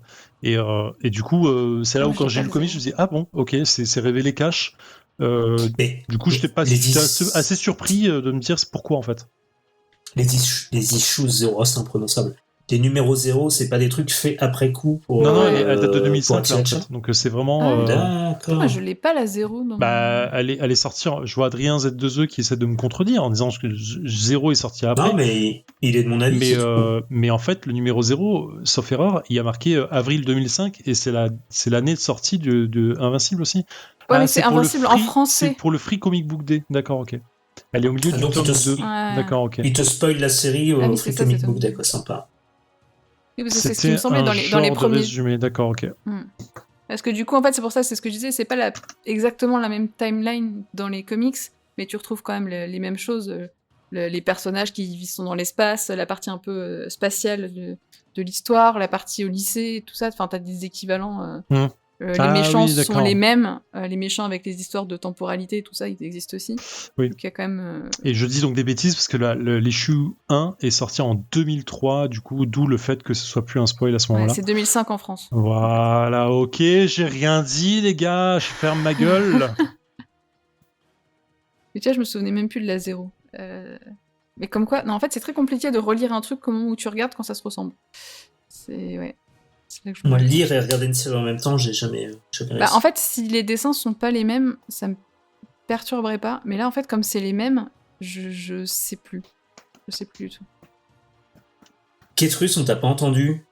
As-tu fait tes devoirs? As-tu regardé Oui, la la série? série, j'ai tout lu, ouais. Bah, je la suis depuis le début. Parce que c'est trop bien. Ah, voilà, c'est ce qui m'intéressait, ton opinion. Ah, mais du coup, c'est toi qui aurais dû C'est bon, présenter je ce l'ai. truc. Pourquoi? Moi, je ne suis que réalisateur. Parce que moi, j'ai c'est pas lu trop la bien. série du tout. Hein. Ah non, mais attends, on parle de lire ou voir? Parce Ah, que là, lire. il faut qu'on remette les choses Non, à mais plat. moi, en plus, j'avais Oui, vu qu'il n'y non, avait pas de focus, donc j'ai pas lu le bouquin. Mais t'as bien Ah, fait, je croyais en que raison de d'accord, la tu crise disais que sanitaire. tu suivais la série depuis le début. Ouais, D'accord, ok. la Je pensais que série, c'était la même oui, chose. série, Autant pour moi. vidéo. bouquin. Non, c'est. Oui, ça non, fait- t'as raison, Ça t'as fait raison. partie, ça fait Non, partie non, des bouquins moi, qu'il faut que je lise depuis des années, mais à chaque fois, tu t'y mets pas, quoi. Et puis voilà, quoi. Mais là, on est bien, on est hors les bulles, je parlais bien de la série. Ah oui, sur, la série. sur bah Prime ouais, je la Video. suis. Ouais, je j'essaie de la regarder non, dès pas qu'elle de sort. piège. C'est ouf. En fait, moi, ça me fait. J'ai pas été hypé comme ça, je pense, par un dessin animé comics depuis la Justice League, qui commence à vachement dater. Et moi, je trouve que c'est une espèce de mélange entre Justice League et on l'a dit tout à l'heure, The Boys. Et ça tue, quoi. Et puis, j'attends qu'on parle du cast. Parce que c'est un peu ouf, quand même, au niveau du cast. Eh ben, parle. Ouais, c'est un Parle dessin du animé, cast, il y a pas alors. vraiment de cast. Vas-y. Hein, Il y a des voix de ouf. Non, mais il y a un cast incroyable. Il y a J.K. Simmons, il y a Simons, pardon. Ah ouais, c'est le moment où je dis que je l'ai regardé en Il y a vrai. Mark Hamill aussi. Bon, apparemment, c'est spoilé. J'avais pas vu Mark Hamill apparaître dans le truc. Il y a Zachary Quinto. Mais Ouais. en préparant. Alors, Zachary Quinto, pour info, c'est Monsieur Spock. Voilà, tout le monde ne connaît pas Zachary Quinto, c'est pas grave, c'est Monsieur Spock dans les Star Trek de Gigi. Bah non, c'est Sylar en vrai. C'est C'est vrai, Sylar. c'est ça. Ah, Sylar, bien sûr. Mais oui, c'est C'est dans la le base. thème en plus. Qu'est-ce que je suis mauvais. Il y a Creed, Et donc, lui, c'est Robot. c'est ça. Robot. En espagnol. Qui est un gentil, un méchant. Qui est un c'est robot seulement pour qui le fait ce qu'il juger, a à quoi. faire en tant que robot. Un en fait. robot, ouais. Et on a aussi Walter Goggins. J'ai noté Walton Goggins. Goggins, c'est peut-être je lui, crois. qui joue Cecil. Cecil. Cecil.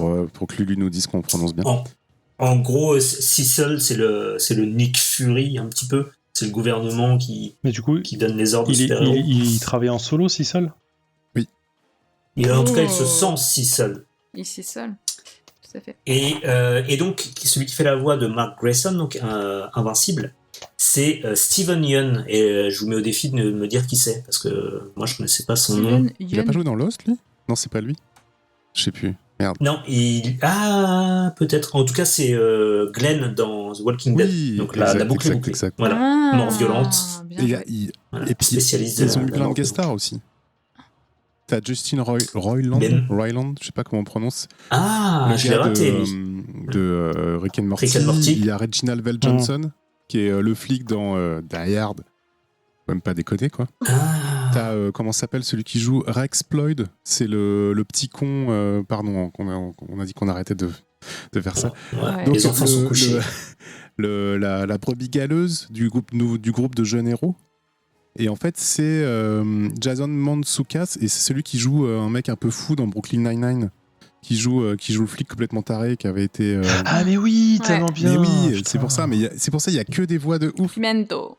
Il y a Adrien Larousé qui sur le Discord. Donc Adrien Larousé, un patronaute sur le Discord qui suit l'émission, qui nous parle de Mahershala Ali dans le dernier. Et je dois confesser que j'ai besoin qu'on me resitue un petit peu. C'était le méchant dans Luke Cage. Ouais.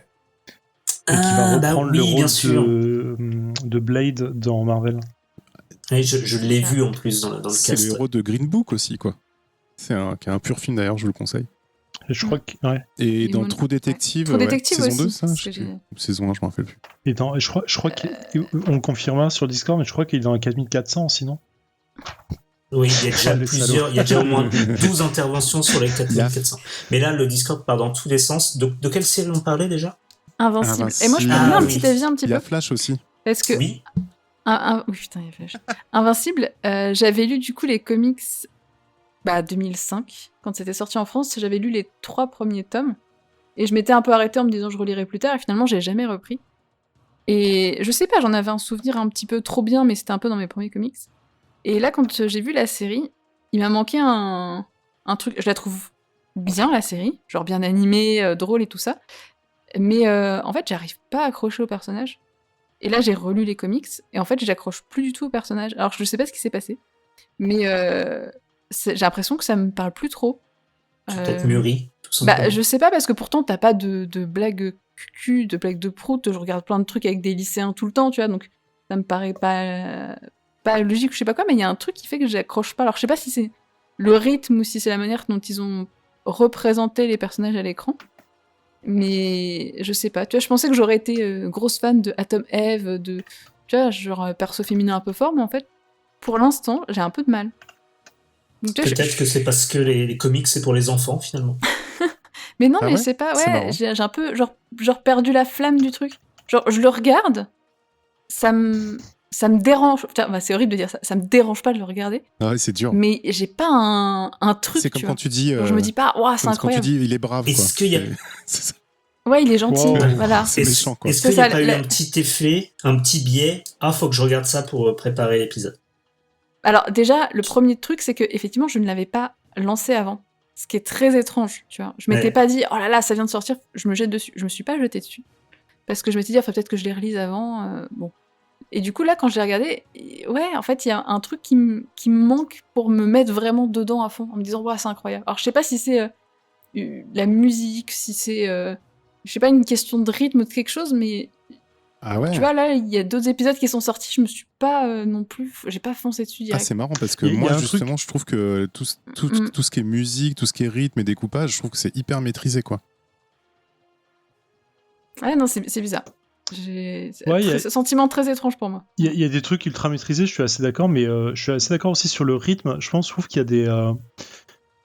Je vais pas dire qu'il y a des problèmes de rythme parce que je pense que c'est assez maîtrisé aussi, mais il y a des moments où tu décroches un peu plus facilement, où t'as l'impression que ça devrait être la fin de l'épisode, mais il se passe encore des trucs. Oui, ça c'est vrai aussi, ouais. Et du coup, moi j'ai eu cette sensation que l'épisode était parfois trop long pour ce que ça vendait en fait. Ouais, mais comme c'est un dessin animé, je m'attends aussi à ce que ce soit court, parce que le dessin animé, forcément 20-25 minutes.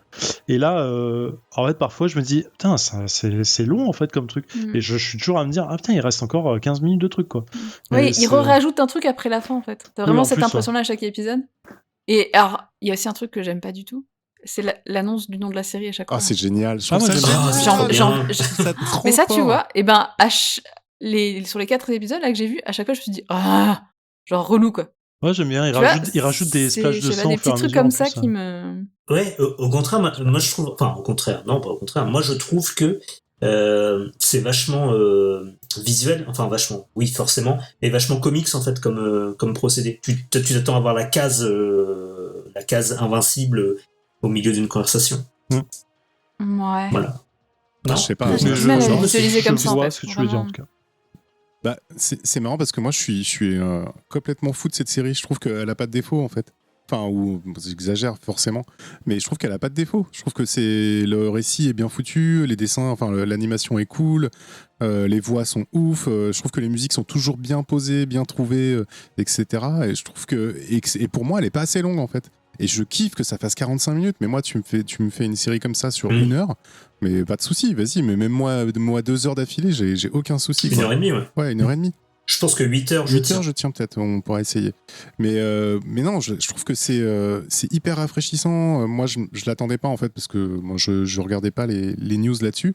Et je suis tombé dessus, et c'est génial. Et je trouve qu'elle est. Même un truc, c'est que je savais que dans le comics, on m'avait dit que le père c'était un connard, et etc. C'était à peu près le pitch quand j'en avais entendu parler. Ouais. Et c'est marrant parce que j'ai regardé le premier épisode, je me suis dit, ah, le père c'est un connard. Et en fait, l'épisode, il a avancé, il m'a mis dedans.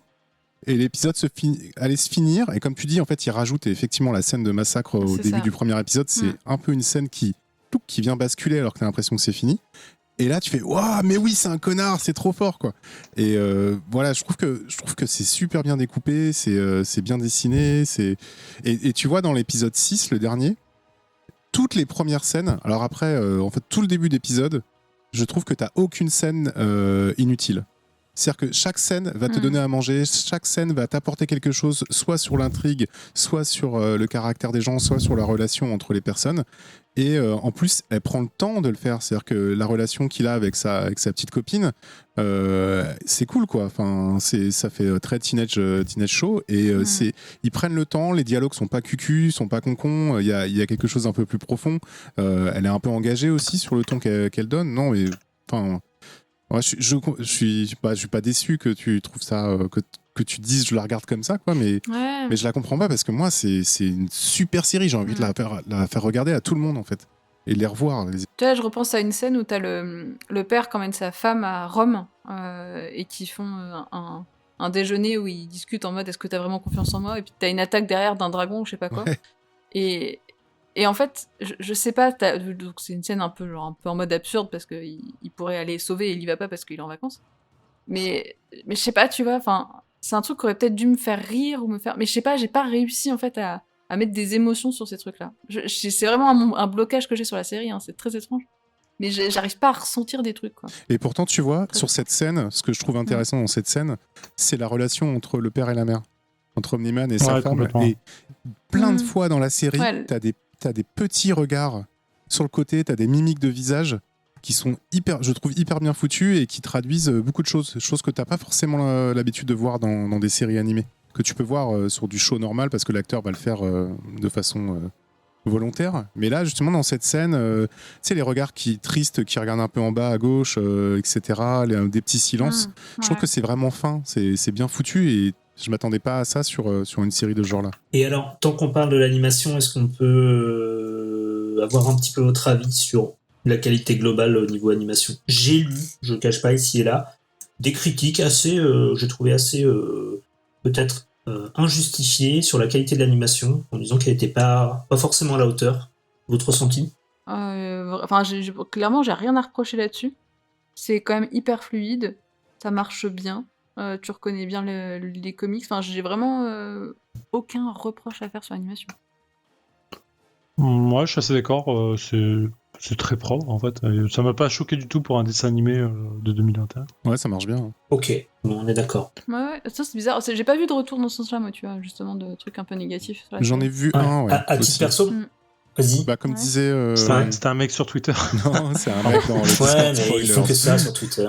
Tu disais que c'était un peu saccadé sur certaines animations de vol.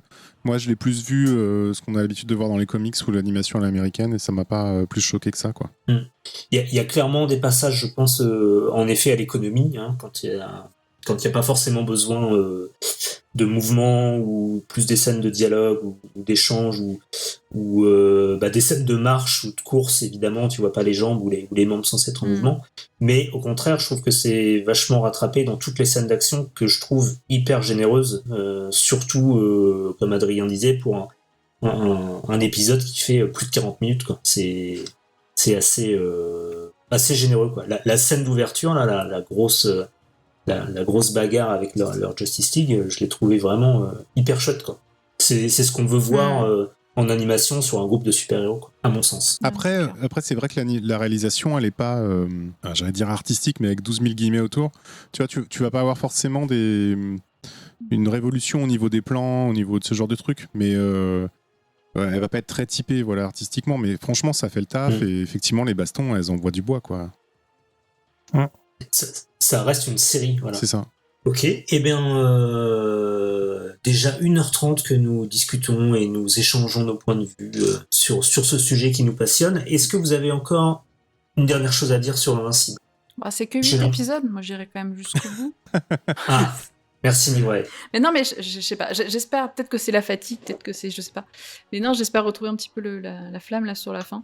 Ou peut-être que c'est la durée, ce que disait SF, en fait ça a résonné, mais c'est vrai que je m'attendais plus à du 20-25 minutes. Et c'est peut-être ça où j'ai pas l'habitude sur de l'animation de regarder ça plus long.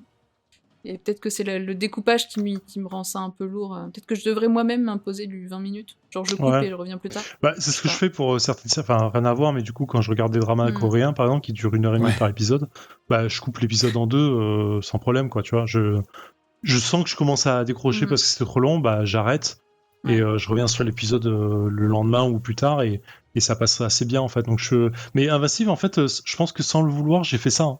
J'ai découpé les épisodes par session de 20 minutes et c'est passé très très bien. Peut-être que ça passe comme ça.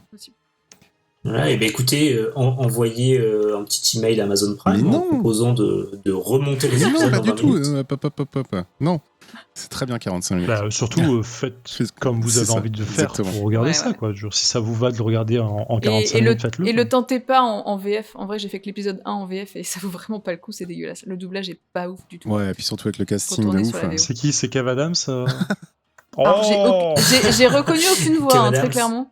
Mais en fait, oui, ça s'est lancé en VF parce que j'avais regardé un truc en VF avant sur Prime et j'ai eu la flemme de changer. C'est ton droit. Et j'ai changé dès l'épisode 2 parce que c'était ça allait pas du tout avec les personnages. Non mais Nivray, moi je suis sûr qu'il y a le biais préparation d'épisodes. Il faut te bouffer un certain nombre d'épisodes en un temps donné et du coup qui fausse un petit peu le ressenti. Je fais des trucs plus hardcore pour Netflixers à côté, donc t'inquiète pas. Bon bah ok, tant pis, j'aurais essayé. Eh bien, je pense qu'on a fait le tour du sujet. Si vous voulez de plus amples renseignements, eh bien, demandez-nous sur les réseaux sociaux que j'ai évoqués tout à l'heure. Qu'est-ce que j'oublie ? Eh bien, j'oublie de parler du Patreon, bien sûr. Rejoignez-nous et refusez la Super League des podcasts en soutenant des petits labels de podcasts indépendants comme le Vaisseau Hypersensas. Pour ce faire, rien de plus simple, il vous suffit de vous inscrire sur Patreon et de faire un don de la somme de votre choix. Une fois patronaute, vous bénéficierez de nombreux avantages, comme un channel exclusif dans notre Discord. Coucou aux patronautes qui sont en train d'écrire dedans d'ailleurs, ils racontent des conneries par exemple. Moi, parce que grosse flemme, nous dit Céline DL. Et donc vous bénéficierez de nombreux avantages, comme un channel exclusif dans le Discord et un accès en direct à nos enregistrements, comme c'est le cas ce soir. L'argent récolté à part ça nous sert à financer notre matériel, ainsi que la location d'un petit studio en plein cœur de Paris. Nous prévoyons également quelques bouillapéros à travers la France, une fois que le monde d'après sera là, bien entendu, parce que si vous n'êtes pas au courant de l'actualité, renseignez-vous, en ce moment c'est pas possible. Et pour plus d'infos, donc rendez-vous sur notre site vaisseauhypersensas.fr où vous pourrez retrouver, en théorie, toutes ces informations. Et c'est la fin de cet épisode, malheureusement déjà. J'espère que Truss rajoutera un jingle en post-prod. Et voici un petit tapis. Merci à tous les trois. Nivrae, où est-ce qu'on peut te retrouver ? Eh ben, toujours sur Twitter, @Nivrae, et sur le Discord, hâtez-moi quand vous voulez me dire des choses. J'écoute, je viens. Toi, tu es présente sur le Discord. Bien sûr. C'est pas le cas de tout le monde. Et pas d'autres podcasts en ce moment ? Bien sûr, sur Netflixers, toutes les fins de mois, je vous raconte toute la merde que je regarde sur Netflix et que je demande aux gens de regarder des choses et que je m'en excuse tous les 3 mois parce que je fais des choix assez merdiques. Mais c'est pas grave. Oui, les gens aiment ça. Merci Nivrae, à bientôt. Ketrus, où est-ce qu'on peut te retrouver ? Sur le Discord. C'est vrai, toi aussi. J'y suis souvent en ce moment. Dans la rubrique Les Sosies de Grégo. D'autres podcasts aussi, non ? Il me semble. Ouais, le Contrecast et Whisperos à la Réal. Ouais, il me semble bien. Et merci Ketrus, à bientôt. Bientôt, tu t'en vas là ? Ouais, moi je m'en vais, là j'ai fini, là, je ferme et tisane et au lit. Ok. Zef, où est-ce qu'on te retrouve toi ? Toi partout je crois. Partout, je ne sais pas, parce que c'est quand même le confinement et il faut pas déconner. Mais je suis dans les podcasts du Défaussé, entre autres, dans 63-88 aussi, avec un plaisir toujours immense pour les deux. Et voilà, pour l'actu, c'est déjà pas mal. J'ai commencé à streamer, Twitch. certains patronautes Ben le oui. savent. J'ai dépensé beaucoup d'argent pour faire du stream, et je m'en veux de l'avoir fait presque, mais c'est trop bien, parce que les gens sont Est-ce que tu as dépensé sans compter? J'ai clairement compté parce qu'il faut pas déconner, mais j'ai beaucoup dépensé. Mais maintenant j'ai un studio de stream chez moi. Et en vrai, c'est quand je dis ça, j'ai vraiment beaucoup trop de matos dans mon salon. Mais voilà, je commence à faire du jeu de plateau et c'est plutôt Sur cool. le Défaussé, sur Twitch. Sur le Twitch Sur du Twitch. Défaussé, bien sûr, parce que c'est du jeu de plateau et je fais beaucoup de Marvel Champions parce que ça bute. Et j'ai acheté aujourd'hui les derniers decks que j'avais pas dans Marvel Champions. J'ai tout acheté pour 60 balles d'un coup. Et puis voilà, maintenant j'ai tout ce qui existe aujourd'hui, au jour où je parle, Et- dans Marvel Champions. Et c'est trop bien. Et ben faut que je regarde parce que Marvel Champions, on me l'a offert à mon anniversaire, merde. j'ai pas encore joué. Meilleur jeu. Ouais. Meilleur Et jeu. mon anniversaire de quand on pouvait encore faire des anniversaires, donc c'était au moins 2018 ou 19, tu vois. Ah ouais. Donc j'ai mec. regardé un petit peu tes Ah streams. mec, tu peux pas. Mais ouais, T'es obligé mais de bon, jouer. C'est tellement bien. Je vais venir te regarder. Tellement sur bien. Twitch. J'ai envie de jouer maintenant. Voilà. Et ben merci Zef, on se retrouve donc sur Switch, on se retrouve aussi dans le bonus, parce qu'on reste encore un petit peu là pour le bonus, encore un avantage des patronautes, voilà, hein, on y revient toujours, ouais, il y a un bonus. Et puis prochaine émission, ce sera le 14 mai de mémoire. Merci à tous de nous écouter, merci aux patronautes d'être dans le Discord, et à bientôt, gros bisous, prenez soin de vous. Prenez soin de vous. Et regardez Invincible. Ciao, on vous kiffe. Merci à vous. Miam, miam, miam. Bisous. Bisous. J'ai enlevé ton blâme, hein, parce que c'est- Ah cool, merci, c'est sympa.